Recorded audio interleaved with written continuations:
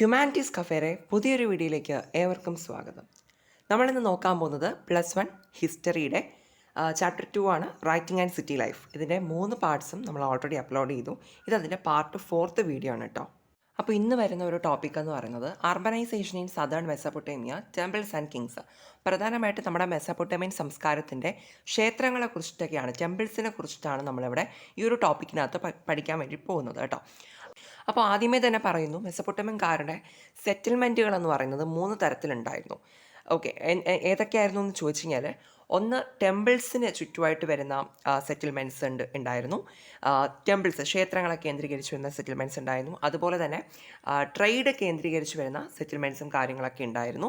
പിന്നെ ഇമ്പീരിയൽ സിറ്റീസിനെ കേന്ദ്രീകരിച്ച് വരുന്ന, ഇമ്പീരിയൽ സിറ്റീസ് എന്ന് പറയുമ്പോൾ രാജകീയ നഗരങ്ങളാണ് കേട്ടോ, റോയൽ സിറ്റീസാണ്. ഇമ്പീരിയൽ സിറ്റീസിനെ കേന്ദ്രീകരിച്ച് വരുന്ന സെറ്റിൽമെൻറ്റ്സും ഉണ്ടായിരുന്നു. ഓക്കെ, ടെമ്പിൾസിനെ സെൻറ്റർ ചെയ്തും അതുപോലെ തന്നെ ട്രേഡ് സെൻറ്റർ ചെയ്യും ഇമ്പീരിയൽ സിറ്റീസിനെ സെൻറ്റർ ചെയ്തും വരുന്ന 3 ടൈപ്പ് ഓഫ് സെറ്റിൽമെൻറ്റ്സ് ആയിരുന്നു ഉണ്ടായിരുന്നത്. അപ്പോൾ ആദ്യ കാലത്തൊക്കെ നിർമ്മിച്ച ടെമ്പിൾസ് എന്നൊക്കെ പറയുന്നത്, നോക്കിയത് earliest town known temple was a small shrine made of unbaked bricks. Okay, ഈ ബ്രിക്സിലെ ഇഷ്ടികകൾ ഇതൊക്കെ കൊണ്ട് ഉണ്ടാക്കിയ ചെറിയൊരു ഷ്രൈനായിരുന്നു, ചെറിയൊരു ബിൽഡിംഗ് ആയിരുന്നു നമ്മുടെ ടെമ്പിൾ എന്ന് പറയുന്നത്, ആദ്യകാലത്തെ ടെമ്പിൾ എന്നൊക്കെ പറയുന്നത്.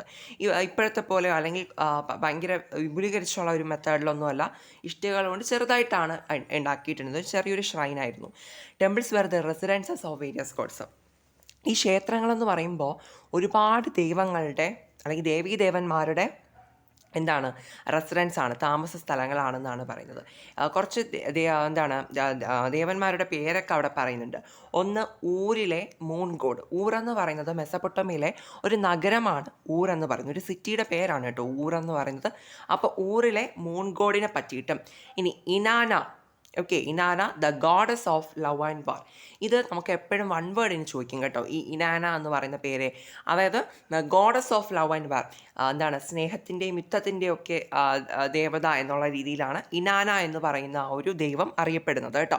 അപ്പോൾ which god is known as the goddesses of love and war എന്നുള്ള രീതിയിൽ വൺ വേർഡ് ചോദിക്കാറുണ്ട്.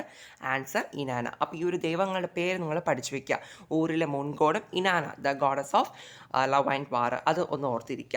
ഇങ്ങനെയുള്ള പല ദേവീദേവന്മാരുടെ, ഓക്കെ, ഇത് എക്സാമ്പിൾ പറഞ്ഞത് മാത്രമാണ് കേട്ടോ. അങ്ങനെ ഒരുപാട് ദൈവങ്ങളുടെ ഒരു റെസിഡൻസ് ആയിരുന്നു ടെമ്പിൾസ് എന്ന് പറയുന്നത്. പിന്നെ പിൽക്കാലത്ത് കുറച്ചുകൂടി കഴിഞ്ഞപ്പോൾ എന്താണെന്നറിയോ, കുറച്ചുകൂടി വലുതായിട്ട് ടെമ്പിൾസൊക്കെ കൺസ്ട്രക്ട് ചെയ്യുകയാണ്. അതായത് കുറേ റൂംസൊക്കെ കൊണ്ടുവരുന്നുണ്ട്. പിന്നെ ഓപ്പൺ കോർട്ട്യാർഡ്, കുറച്ച് വിശാലമായ മുറ്റം കൊണ്ടുവരുന്നുണ്ട്. അങ്ങനെ കുറച്ചുകൂടി ഡെവലപ്പായിട്ട് ടെമ്പിളിൻ്റെ ആ ഒരു ക്രമീകരണങ്ങൾ വരികയാണ് കേട്ടോ. പിന്നെ എന്താ പറയുന്നത് വെച്ച് കഴിഞ്ഞാൽ, ഈ ടെമ്പിൾസ് എന്ന് പറയുമ്പോൾ എവിടെ ദൈവത്തെ ആരാധിക്കാൻ വേണ്ടി വരുന്ന ഒത്തിരി ആൾക്കാരുണ്ട്. ഓക്കെ, അപ്പോൾ അവർ ദൈവത്തിന് വേണ്ടി, നമ്മളിന്നും ദൈവത്തിന് വേണ്ടി അർപ്പിക്കാൻ വേണ്ടി ഒരുപാട് വസ്തുക്കളൊക്കെ കൊണ്ടുവരാറില്ലേ, അല്ലേ? അതുപോലെ തന്നെ അന്നും ഈ പറയുന്ന പോലെ ഗ്രൈനും കേർഡും ഫിഷും എന്ന് പറയുമ്പോൾ എന്തൊക്കെയാണ്, ധാന്യങ്ങൾ, തൈര്, അതുപോലെ തന്നെ മീൻ, ഇങ്ങനെയുള്ള വസ്തുക്കളൊക്കെ ദൈവത്തിന് വേണ്ടിയിട്ട് സമർപ്പിക്കാൻ വേണ്ടിയിട്ടൊക്കെ ആൾക്കാർ കൊണ്ടുവരുമായിരുന്നു, യാഗങ്ങൾ പോലെയൊക്കെ. ഓക്കെ, പിന്നെ നമ്മൾ ഓർക്കേണ്ട കാര്യം, ഈ ടെമ്പിൾസ് എന്ന് പറയുന്നത് അവിടെ ഈ വർഷിപ്പ് മാത്രമല്ല നടന്നിരുന്നത്. അതായത് അവിടെ ഒരു ആരാധന, ആ ഒരു തരത്തിലുള്ള ഒരു മതപരമായിട്ടുള്ള ഒരു കാര്യം മാത്രമല്ല ടെമ്പിൾസിൽ നടന്നിട്ടുണ്ടായിരുന്നത്.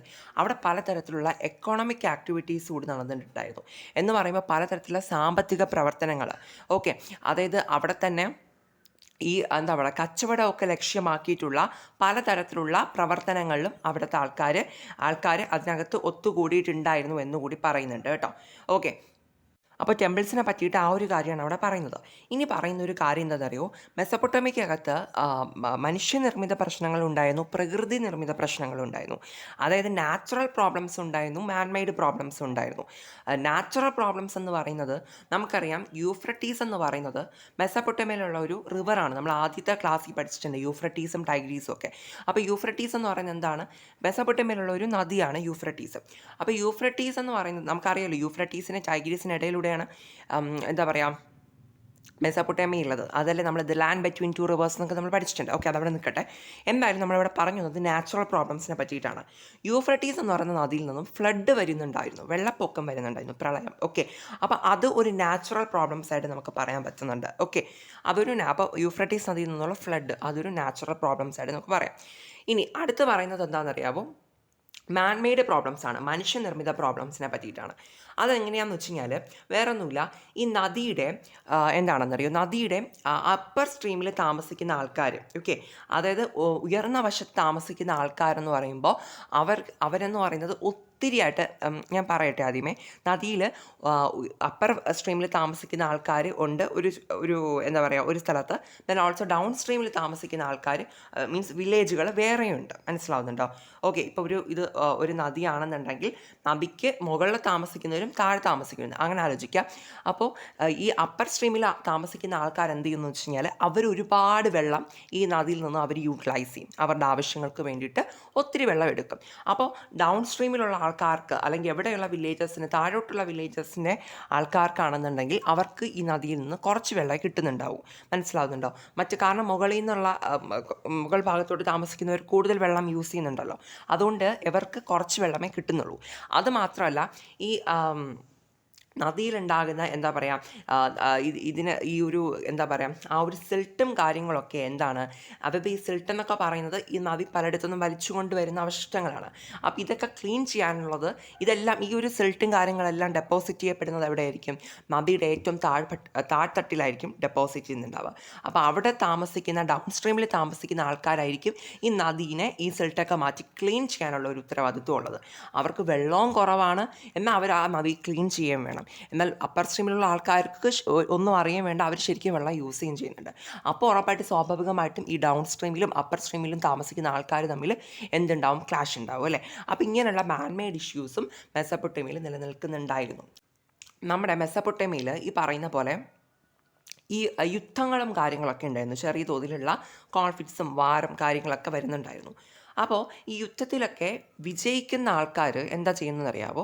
ഇപ്പോൾ രണ്ട് കൂട്ടർ തമ്മിൽ യുദ്ധം ഉണ്ടാവുകയാണ് അവിടെ. അപ്പോൾ അതിൽ വിജയിക്കുന്ന ആൾ തോറ്റ ആളിൻ്റെ എല്ലാ തരത്തിലുള്ള സംഭവങ്ങളും, അതായത് ആ സ്ഥലത്തുള്ള ഇപ്പം മീൻസ് ഒരു യുദ്ധത്തിൽ തോൽക്കുക എന്ന് പറയുമ്പോൾ ആ തോറ്റ ആളുടെ ആ ഒരു പ്രോപ്പർട്ടിയും അവർക്കുള്ള എല്ലാ റിസോഴ്സുകളും ആരുടെ പക്കലാവുകയാണ്? വിജയിച്ച ആളുടെ പക്കലാവുകയാണ് അല്ലേ? അപ്പോൾ ആ ഒരു ചീഫിൻ്റെ സ്ഥലവും ബാക്കി കാര്യങ്ങളെല്ലാം വിജയിച്ചവർ കൊണ്ടുപോകുന്നുണ്ട്. അതുമാത്രമല്ല, അവിടെയുള്ള എല്ലാ വിഭവങ്ങളും കൊള്ളയടിച്ചുകൂടി കൊണ്ടുപോകാറുണ്ട് കേട്ടോ.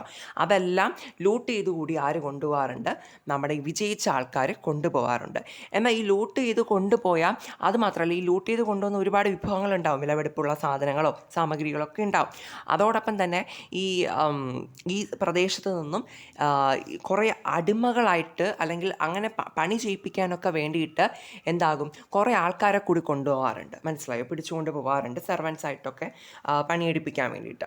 അപ്പോൾ ഇങ്ങനെ കൊണ്ടുപോകുന്ന ഈ റിസോഴ്സും കാര്യങ്ങളും, അതിന് നമ്മൾ ലൂട്ടഡ് റിസോഴ്സസ് എന്നാണ് പറയുന്നത്, കൊള്ളയടിച്ച വിഭവങ്ങൾ എന്നാണ് പറയുന്നത്. അപ്പോൾ ഈ ഒരു റിസോഴ്സും കാര്യങ്ങളൊക്കെ യൂസ് ചെയ്തിട്ട് ഈ വിജയിച്ച ആൾക്കാരെന്ത് ചെയ്യും? അവരുടെ രാജ്യത്തെ ഈ പറയുന്ന പോലെ ടെമ്പിൾസും, അവരുടെ സിറ്റിയിലുള്ള ടെമ്പിൾസ് ആയിക്കോട്ടെ, ക്ഷേത്രങ്ങൾ അല്ലേ, അതിനെയൊക്കെ പുതിയ പുതിയ ക്ഷേത്രങ്ങൾ പണി കഴിപ്പിക്കാനും ഉള്ളതിനെ മോടി പിടിപ്പിക്കാനും ഒക്കെ വേണ്ടിയിട്ട് ഈ വിഭവങ്ങൾ അവർ ഉപയോഗിക്കാറുണ്ട്.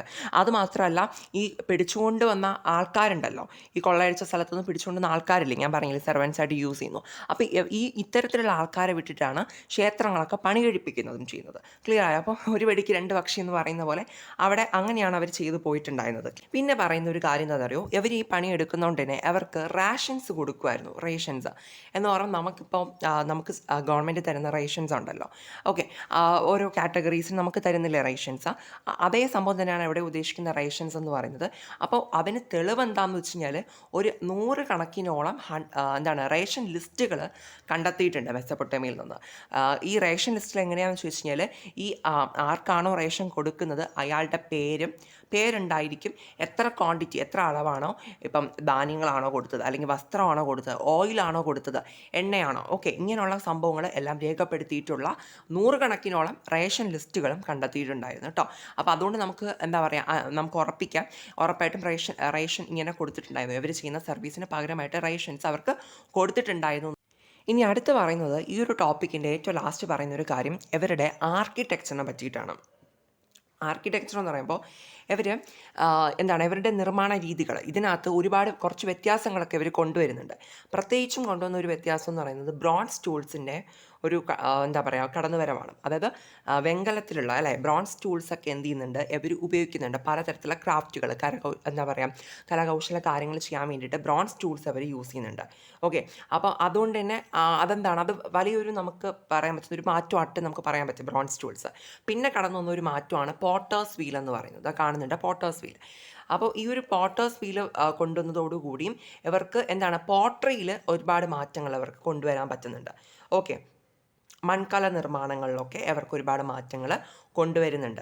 ഓക്കെ, അപ്പോൾ ഇതാണ് ആർക്കിടെക്ചറിൻ്റെ കാര്യം. അപ്പോൾ ഈ ഒരു ടോപ്പിക്കിനകത്ത് ആക്ച്വലി നമ്മൾ ക്ഷേത്രങ്ങളെ പറ്റിയിട്ടാണ് ആദ്യം നമ്മൾ പഠിച്ചു വന്നത് അല്ലേ, ടെമ്പിൾസിനെ പറ്റി പഠിച്ചു. അതാണ് ഏറ്റവും മെയിനായിട്ട് നമുക്ക് ഈ ഒരു ടോപ്പിക്കിൽ നിന്ന് ചോദിക്കാൻ ചാൻസ് ഉള്ള ഒരു ചോദ്യം ടെമ്പിൾസിനെ പറ്റിയിട്ട് നമുക്ക് ചോദിക്കാം കേട്ടോ.